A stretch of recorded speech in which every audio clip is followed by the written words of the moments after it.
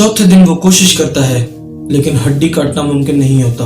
पांचवां दिन पानी खत्म, खाना खत्म और हालत यहाँ तक पहुंच जाती है कि वो अपनी ही पेशाब पीने लगता है सिर्फ जिंदा रहने के लिए। उसी लम्हे आरोन वादी की दीवार पे अपना नाम और अपनी मुतवक्का तारीख़ वफ़ात लिख देता है क्योंकि वो उम्मीद हार चुका होता है। 26 अप्रैल 2003 अमेरिका की रियासत यूटा, एक ऐसी सुनसान जगह जॉन कैनियन। यहाँ एक शख्स अकेला हाइकिंग कर रहा था। नाम था आरोन राल्स्टन।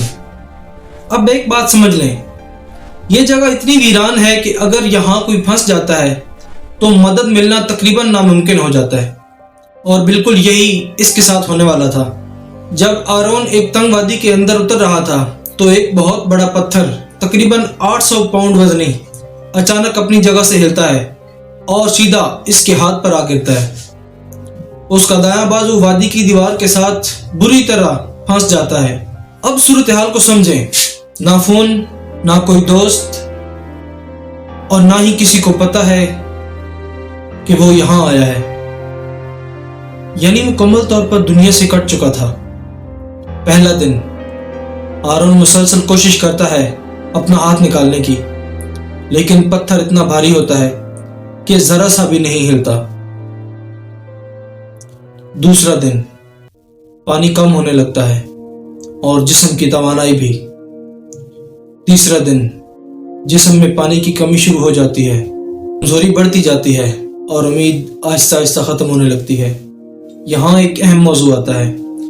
आरोन को एहसास होता है कि अगर उसे जिंदा रहना है तो उसे एक नामुमकिन फैसला करना पड़ेगा, अपना ही बाजू खुद काटना।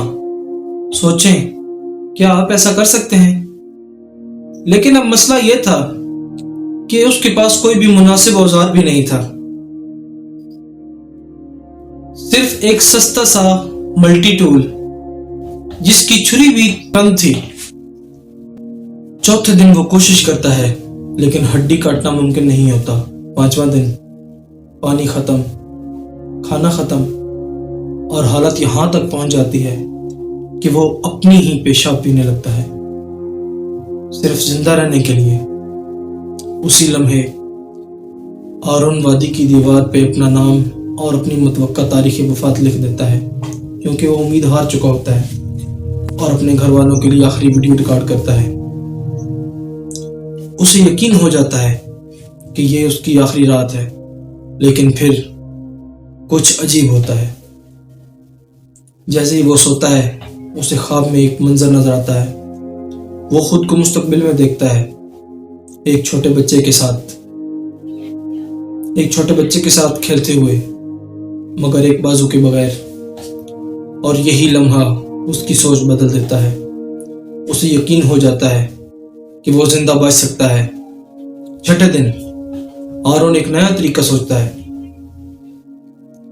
वो अपने बाजू की हड्डियां जोर लगाकर तोड़ देता है और फिर अपनी उस कंद छुरी से अपना बाजू काट देता है। यह अमल तकरीबन 1 घंटा तक जारी रहता है।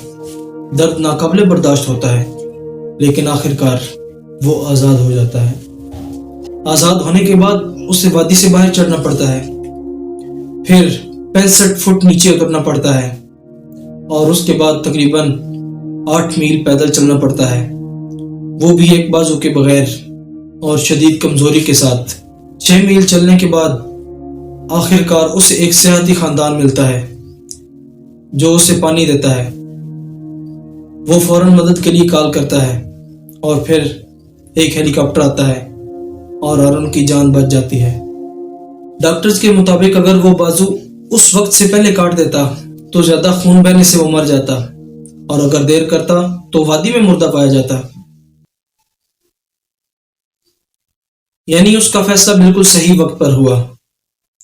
आज आरोन राल्स्टन एक मोटिवेशनल स्पीकर है और उसकी कहानी पर एक मशहूर फिल्म भी बन चुकी है। 127 घंटे। तो इस कहानी से एक सादा सबक मिलता है, इंसान की हिम्मत और जिंदा रहने की ख्वाहिश किसी भी मुश्किल से ज्यादा ताकतवर हो सकती है। बस हार नहीं माननी चाहिए।